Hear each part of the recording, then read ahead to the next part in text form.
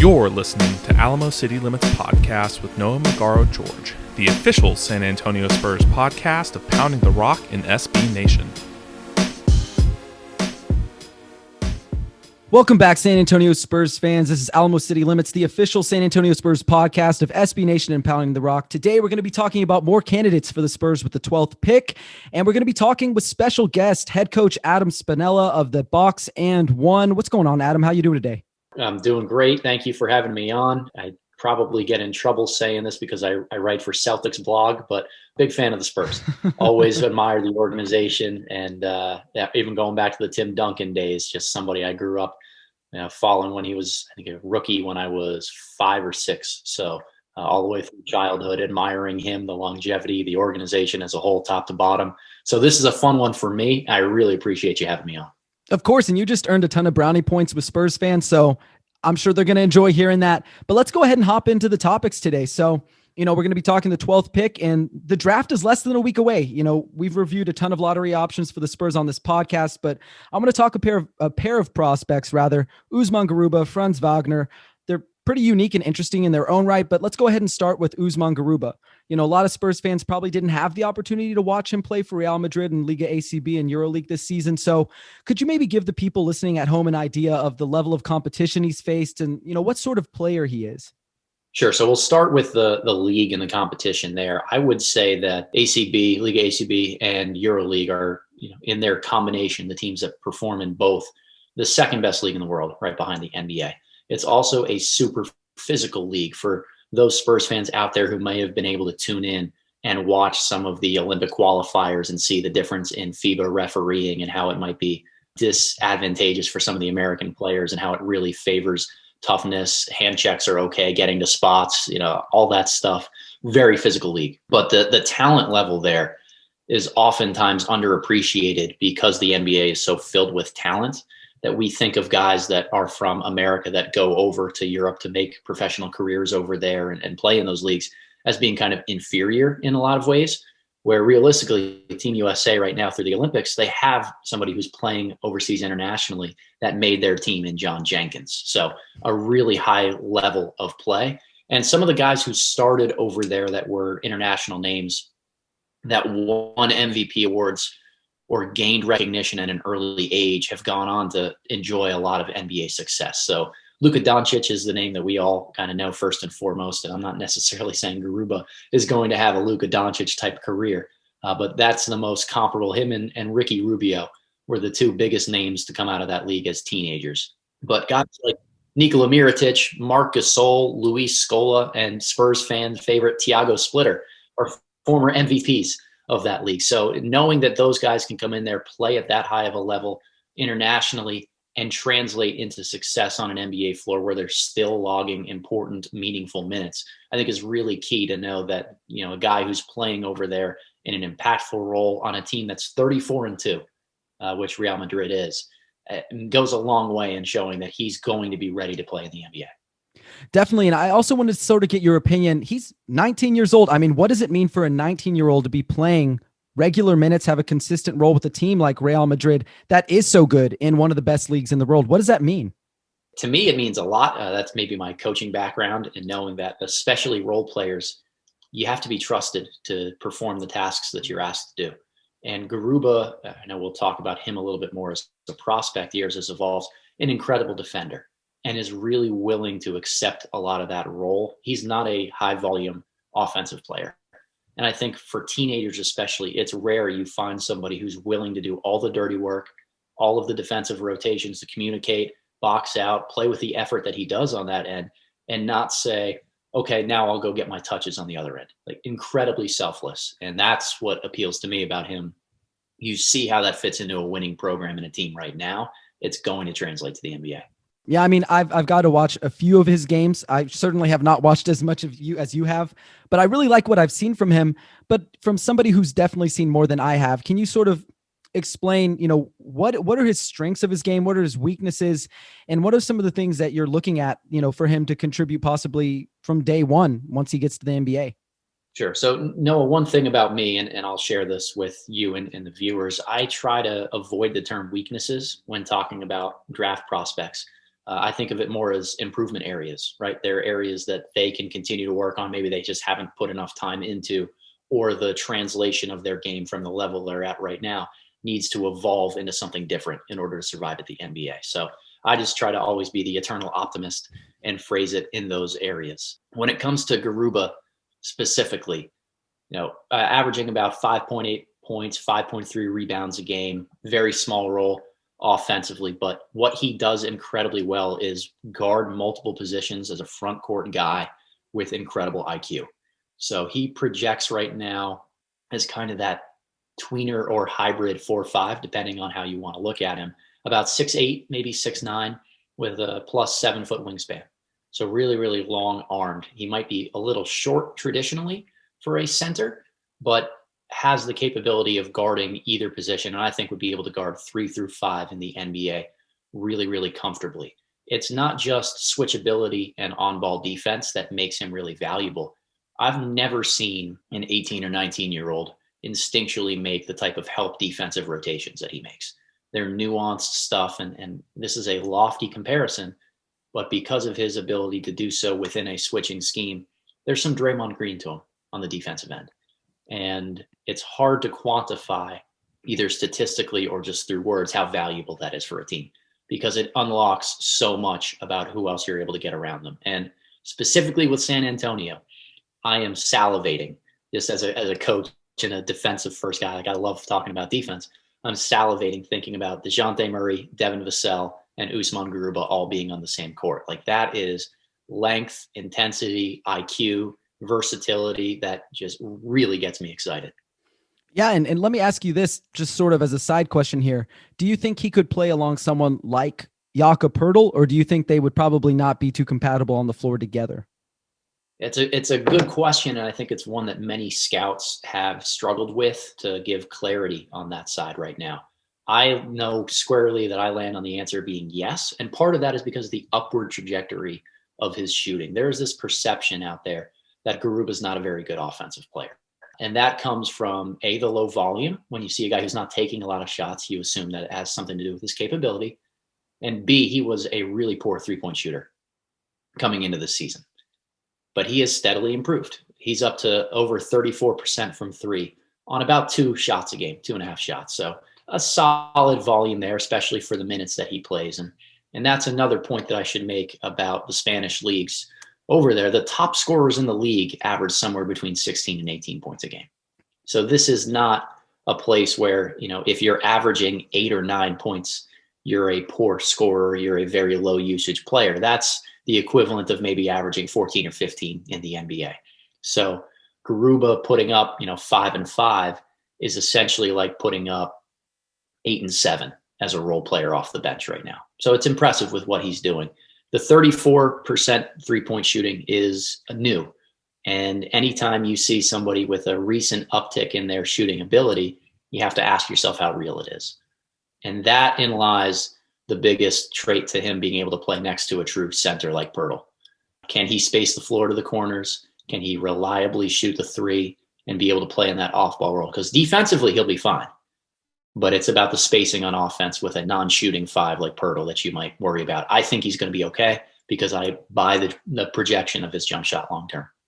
And I'm sure this may be a little bit of a cop-out, but I'm sure you've talked about him before, but Chip England, I mean, he's kind of revered as like one of the best shooting coaches in the NBA. If there was somebody who I had to bet on helping him reach that ceiling as a shooter, or maybe even just a serviceable shooter at the next level, he's got that guy on his side. And I'm not saying like every single player who walks in San Antonio's doors works with him, but you would have to imagine that a lottery pick, someone they're investing a lottery pick into potentially, because that's where they would be getting him here, that they would invest some time with Chip England. I mean, that seems to be what would make sense for me. But let me ask you this. So in terms of his shooting, what do you think are the areas of improvement for him as a shooter? Like, is it the mechanics of the jumper? What is it? Yeah, some of it's mechanics. I think he's a little bit stiff. A lot of younger shooters that might not necessarily know where their shot is coming from can thumb it a little bit, so to speak, because they're catching it. They're worried about the type of release, the amount of time that they have. And the more consistent his role is, I think the better off he's going to be long-term in that regard. So it might have something to do with just his general shooting hand, which is a relatively easy fix. But beyond that, he just looks robotic, I think is the overall way to describe his offensive game right now. And shooting is such a fluid process that there's no one part of it that it necessarily needs fixing more than others once he takes care of the guide hand. But getting it to look fluid and be more normal and natural on an NBA floor is important. I've often compared Garuba, I say he's kind of Jekyll and Hyde, right? He's Draymond Green and fluid and fierce and an unbelievable athlete on the defensive end. And then he looks like he's trying to play as either the Tin Man on offense, or you have to grease his joints. He just can't move in those same functional ways on that end of the floor. It's kind of strange, but it's more about the aesthetics than anything else. And is there anything else that sort of stands out to you when you watch him in a positive way on the offensive end? On the offensive end, I think he's going to be a good pick and roll finisher. Now, when we're talking about positions and who does he play with, is he a 4? Is he a 5? Obviously, that has a ton to do in the modern game with what type of role he'll be in offensively. We're seeing far less frequently now than we did 15 years ago that the 4 spot is a power forward, so to speak, and they're also involved in the screen and roll game. So Garuba is going to have to be able to either shoot the ball well enough from the perimeter to play the 4 full time, or be surrounded by the right talent and be at the 5. And I think that his best offensive role right now is as a screen and roll finisher and a short roll playmaker. I'm actually really impressed with the reads that he makes when he catches the ball at the free throw line and has one bounce to find the open guy or get to the rim for himself. I think it's a versatile, valuable NBA trait. I think he has it. Awesome. Well, let's sort of discuss, his fit on San Antonio's roster, just based on the personnel they have right now. If Pop in the front office used their 12th pick to get Usman Garuba, do you expect him to play right away? And, what sort of impact do you think he can have as a rookie? Because I do think for a lot of fans, when they see someone picked in the lottery, they say, this guy needs to produce right away. But I don't think that's necessarily the right line of thinking. Like, not everybody's ready to play. Is he a guy who is, in your opinion, definitively ready to make an impact? And what sort of impact could he make as a rookie? Yeah, so comparatively, yes, I think he's ready. He's going to be more ready than a lot of other rookies will be. But that doesn't necessarily mean that he's the type of guy that you say, okay, he's going to play 20 to 25 minutes on a playoff team and hold his own in the postseason. Those are two very different statements, because traditionally, maybe 2 or 3 rookies end up being good enough to earn solid minutes on a postseason team. So I want to temper expectations for anybody in this draft class, let alone whoever the Spurs get at 12. But I do think Garuba is a little bit more ready than some of the other rookies in this class. I also, in thinking about his fit in San Antonio, I enjoy the fact that he's a low usage offensive option. I think that allows him to pair well with whatever decisions they make in free agency. And I'm sure you've covered it a ton and talking with other people. A pivotal year for the Spurs in terms of how they fill out this roster. And the biggest glaring hole is who's going to be that alpha scorer if DeMar DeRozan does end up leaving. The nice part about drafting a guy who's more complementary in that role is he's going to fit next to anybody that you bring in. That comes with Garuba hopefully getting up to 35, 36, 37% from threes and just standing in the corner. Or when you need to go small for defensive purposes or impose that will on the other team, he can play the 5 and screen and roll and doesn't need to get a lot of touches offensively. I value that, and I think that gets overlooked by teams who don't have an alpha. They just go out there and say, well, we need a guy who's going to come in and score. That's what we need to draft for because we don't have. You can find those guys in other ways, and if there's value in still getting that safer, low usage option. So I think he fits in really well in that area and is going to be best long-term, in a system that allows him to be multi-positional and not just pegged in one certain area. So what I think San Antonio would appreciate about him is, there are moments when Pirtle may not be the best man for the job based on who they're facing. Garuba is the perfect complement to him in that regard, especially on defense. Yeah, no, I really like Garuba. He's one of my guys who's, I'm not going to say top of my board. I believe I have him 12th on my board, but I like him a lot. And that's exactly where the Spurs are picking. Now, there probably are other guys who they may be interested in. Of course, we don't know if they've worked out Usman Garuba, and we also don't know if they've worked out Franz Wagner, who's the other guy who I want to talk to you. So let's go ahead and move on to Franz Wagner. He is someone who sort of fits them positionally. He's someone who skill-wise, I think would fit pretty well in San Antonio. But let's say they go ahead and decide to go with Franz Wagner at 12. What does he do well? What are sort of his areas of improvement? And what sort of player do you think that he could be at his peak? Like, I've heard this, and I'm not again, I haven't seen a ton of Franz Wagner, but I've heard this, that he doesn't have an incredibly high ceiling, which is something that I think is probably pretty hard to quantify. So I'd love to get your opinions on those three topics there. Yeah, absolutely. When you invited me on the pod here today and to talk about these two names in particular, I found it an incredibly fascinating topic for me in particular to dive into, because I think a lot of these guys are mentioned neck and neck for being in that 12 to 14-ish range. I have them in very different spots on my board. So I have one of them 7th overall, which is pretty high for either of these names to go. And then the other one I have 24th. And just as a quick spoiler and segue into this, I have Garuba at 7. So really big fan of Garuba.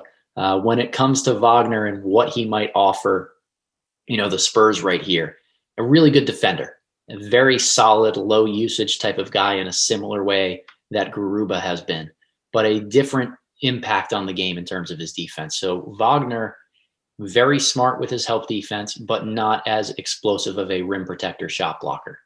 Much more switchable onto smaller guys, 1s and 2s in small samples, but projects mainly as a 2-3-4 type of defender, where the way that the Spurs might be building out this roster is to have your traditional big man, who is your 5 and your anchor and your rim protector.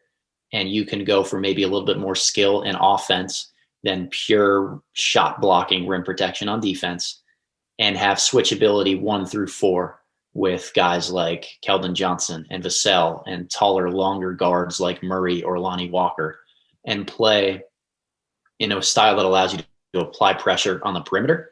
And that only works if you have guys like Wagner who are tall enough to play the 4, long enough to switch in multiple different positions defensively, and aware enough off ball with their defensive movements to really cover some of the gaps with slips or different areas that might typically pop up with miscommunications on switches. And he has proven that he's able to do that in his time at Michigan. So I love his IQ. And I do think that his fit kind of, stylistically on defense makes a lot of sense in San Antonio. But one of the reasons that Wagner is lower on my board and falls into specifically a role player type of tier is that I worry about the offense. He gets lauded a lot as a really good 3-point shooter. I'm not sure where that comes from, to be honest with you. He only shot about 35% on catch and shoot looks at Michigan this past year. For a guy who's 6'11" with a 7-foot wingspan, he shoots it from kind of in front of his face and has a slower, lower hitch to get up there instead of shooting it above his head. I think that shrinks himself functionally, which hurts him if he's playing at the 4. And again, as a scout and somebody who dives into a lot of this stuff, I pick apart the minutia. And I watched a lot of Michigan basketball last year, just as a coach and someone who wanted to learn from Juwan Howard, because he did an unbelievable job with the Wolverines and getting them to the top of the Big Ten and one of the best teams in the country. But what he would do with Wagner pretty much every possession was put him on the left wing or in the left corner, so that whenever he came off a handoff or a ball screen or attacked a closeout middle, he did it with his dominant hand. And to me, that screams alarm bells as a coach, in saying he has been instructed to go to this area of the floor every time so that he can go to his right. And he's not so overwhelmingly good of an offensive player, especially at the next level, where you want to be catering a system to either make up for some of his shortcomings or because he needs the ball going to his right hand in order to be functional. Like, to me, that scares me with a lottery pick. Yeah, I think that's fair. If he's not necessarily a good finisher with his left hand. And I watched your video breakdown on him. It sounds like he's not only not as adept at finishing, he's a little bit less coordinated. He's slower going to his left, more uncomfortable going to his left. I think those are all, genuine concerns to have about a player. And in terms of the shooting, do you think it's something that, again, I know that the Chip England thing is sort of a cop-out, but do you think working along somebody like that he could be a plus shooter, or is that really for you a thing that he's probably going to struggle with quite a bit? Yeah, it's different, right? So whereas Garuba is so good defensively, I think that even if he doesn't wind up being a really good 3-point shooter, there are pathways to him getting minutes and having a role. And you say, well, we're going to work around the offensive concerns because he's worth it defensively. Wagner's defensive game blends in a little bit more and isn't just out in your face like he's the anchor. He's the reason why this team is doing so well on the defensive end. Beyond that, because of the limitations that he has off the bounce, especially with his left hand, he doesn't do enough offensively for me to say if the shot doesn't come along, he still is a productive NBA player. And it's less about certain mechanics or things that he's shown about the upside of his shooting. Like if you believe in Chip England, you believe in Chip England, and he's a much better shooting coach than I am. He would be much more important to talk to try to diagnose who he'd like to work with and thinks has a better shot of reclaiming their jumper. But I just don't think that there's enough outside of the shooting concerns for me to say, well, if this doesn't come along, he still has a pathway to be impactful on the floor. I think, yeah, that's totally fair. That's totally fair. And I just wanted to get your opinion on that. And I'll ask you sort of the same question that I asked you with Garuba. So, given the current construction of the roster, how do you think he fits with the Spurs? And do you think that there's even a way for him to earn avenue towards, getting minutes as a rookie? Or is he someone who you expect to just sort of come off the bench and figure things out as it goes? Yeah, I think that, mentioned a little bit with the switchability of being able to guard 2 through 4, like Vassell, Keldon, and himself make a really intriguing defensive tandem. Now you're then banking on a lot of catch and shoot ability for him developing, and he and Vassell doing more so standing in the corners and on the perimeter, at least initially, in order to make an impact. The easiest way to earn early minutes as a young player is to not make mental mistakes and be very solid and dependable defensively. That's one area I do believe Wagner is ready to go for the NBA. So I have no qualms about sticking him in there for 12 to 18 minutes a night and thinking that he's going to be solid, as well as giving him kind of the ability to play through that offensive factor and figure out who he's going to be on that end. Now, the one difference between him and Garuba in terms of early impact is physical strength. I think Garuba's body and frame are much more NBA ready. Part of that is the proven nature of coming from a physical league in Europe. The other part of that is that he's just much more chiseled and stronger. And Wagner is very long and gangly. And I don't think that's a long-term concern. But if you're looking for instant impact from a guy that helped the Spurs next year, I think that's one area to kind of temper your expectations. If you have a guy who's playing the 4 or a little bit more closer to a front court role, the lack of physical strength can catch up to you. And what can we sort of expect from him if he does have the ball in his hands? Is he good at making decisions with the ball in his hands? Can he operate as sort of that pick and roll ball handler? Is he a good decision maker? What is your feel for him in that aspect? He's a really good decision maker, very creative passer as well. You see a lot of wraparound bounce passes and things in the lane. Again, they're all going to his right hand, so I can't speak to the versatility of how he faces weak coverage when other teams try to force him left.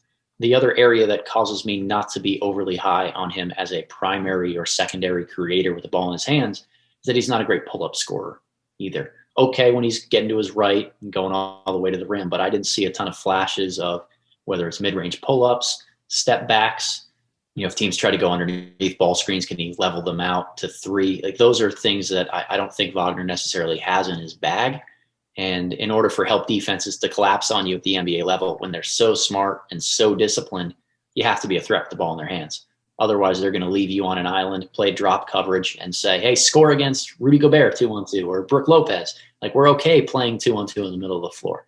I don't think Wagner's a good enough offensive threat to punish teams for doing that, which means he doesn't leverage his passing ability to the best of his, in order to be unlocked in the way that it should be. Yeah, I appreciate you talking about those two guys. And before I let you go, I really do want to talk just a little bit about the Spurs young core. I watched a ton of your videos, and I first noticed you with your Spurs draft primer, which if there's Spurs fans listening at home, definitely check out Adam's channel. Super awesome. But how do you view this Spurs roster from a talent perspective, and what do you think their ceiling is as a franchise going forward? What should they be aiming for? Because I look at it and I don't know that, like you said earlier, I don't know that they have that alpha guy, and that's sort of tough to come upon. Yeah. So thinking about this offseason as a whole, anytime you're and we'll be frank about this, a smaller market team that typically doesn't get free agents to come to you on the market, you have to be really smart with how you use free agency when you have a lot of cap space. And that's where the Spurs are this summer. DeRozan is going to be a hot commodity for teams that are trying to get over the hump, that are, mid-tier playoff teams and say, we just need one more veteran and we might have the ability to sign him or to get him. So what the Spurs have to be really inwardly focused on is figuring out, if they do keep DeRozan, are they able to put him in a position to make the playoffs and make a serious run, because you want to do right by him? And if not, is the best course of action either letting him walk now and using the cap space elsewhere, or trying to sign and trade him for some assets that, would allow him to be somewhere else? But, the name John Collins comes up a ton for Spurs fans. I know that was something I talked about a little bit in the primer. I don't know how realistic that is right now. I think with the Hawks making their run and realizing that they're a little bit closer than maybe even they thought to contending in the Eastern Conference, it now justifies locking up Collins to keep the group together. So, there are no real, that's the tough part about this free agent class. There are no real names out there that are the sexy guys to sign in terms of scoring the basketball, especially from positions that the Spurs need. I agree with you. I mean, it's tough. It's a tough offseason to have, like $50+ million to spend. I think John Collins is the name that Spurs fans talk about a lot. Lauri Markkanen's a guy who gets thrown out there. I'm not super high on Lauri Markkanen. I don't know that he really moves the needle for the Spurs. And even like in terms of John Collins, I think there are not major concerns, but I think if you go from a system in Atlanta where you have better spacing, you have clearly the superior playmaker and Trae Young, and 80% of your offense is off of assists. I don't know how much better you're going to get in San Antonio, who finished near the bottom of every 3-point category. There's a strong possibility DeMar DeRozan's gone, your top facilitator. So those sort of things worry me a little bit, but I'm thinking probably the course of action that's going to be most important for them is this draft. So I know we talked about two guys. We talked about Usman Garuba. We talked about Franz Wagner. Is there anybody else who you really like for them at 12, who you think will realistically be there? Yeah, so I'm a big advocate of taking best player available, especially when you don't necessarily have your franchise pillars set in stone. So, for example, if the Warriors are on the clock at 7 and they already have Steph Curry, Klay Thompson and Draymond Green, they need to avoid overlaps. Like, it does them very little to get a short ball handler that can't necessarily play next to Curry. So, those are the only circumstances in which you don't take best player available. So there are a lot of guys, and any listeners out there, feel free to check out my big board and see what names might be above the 12th overall pick, where if they're available, I'd like them. But a few who really mesh well to me. One is Keon Johnson out of Tennessee. I'm just incredibly, incredibly high on him. I think that he's going to turn into a really good scorer someday. Chip England would be the perfect guy to get that out of him and extend his range out to 3. But I believe he has like a little bit smaller version of Jaylen Brown to his game. He's not quite as tall as Jaylen, maybe 2 inches shorter, but really firmly believe that he ends up having that same type of impact on a basketball court. James Bouknight, if he's available, out of UConn, just an unbelievable scorer. We mentioned the need for the Spurs to find that alpha with the ball in their hands offensively. I think there's no doubt in my mind that he can turn into that guy someday. Whether he will is going to depend largely upon the consistency of his 3-point shooting. And then the last name is Alperen Şengün, the Mr. Controversial in this year's draft. Some people think that he's a top 5 or 6 name that needs to be thrown in with the top category because he won MVP over in a Turkish league as an 18-year-old professionally playing. Unbelievably impressive. But when you watch the film and the minutia stands out, his game doesn't scream translation to the NBA. He's not a phenomenal athlete, not a great rim protector, doesn't move well, and scores a lot of his points with his back to the basket. So his range is really anywhere from like 6 or 7 all the way down to the early 20s. I don't know what that means necessarily. I'm a big fan of his, and I think that, being in San Antonio with the consistency and patience that the organization has always shown to developing young players, that's the best way to maximize him, which is why I wouldn't hesitate for the Spurs to select him at 12 if he's still available. I like all three of those players. I think Alperen Şengün is probably the guy I'm lowest on, but I always try to repeat this when I talk about guys who I like for the draft is just because I'm lower on someone than someone else does not mean that I don't like them. Like, I do think there's a ton of really valid points there. He was an MVP at 18 years old and probably, maybe the second or third best domestic league in the world outside of the NBA. He looks incredible with his back to the basket. He had moves, he had counter moves, he had ball fakes. His footwork is phenomenal for someone of that age. And there are some defensive concerns, but at least from what I saw, I feel like a little bit they were overblown by some people. Like, I heard some people say, maybe it was the worst defensive tape they'd ever seen. I don't agree with that. I actually thought he was like pretty fine. I thought he had pretty good defensive instincts, but I think when you look at him, he's probably a drop coverage big at the next level, right? Like, he's not going to be switching on the perimeter or anything like that.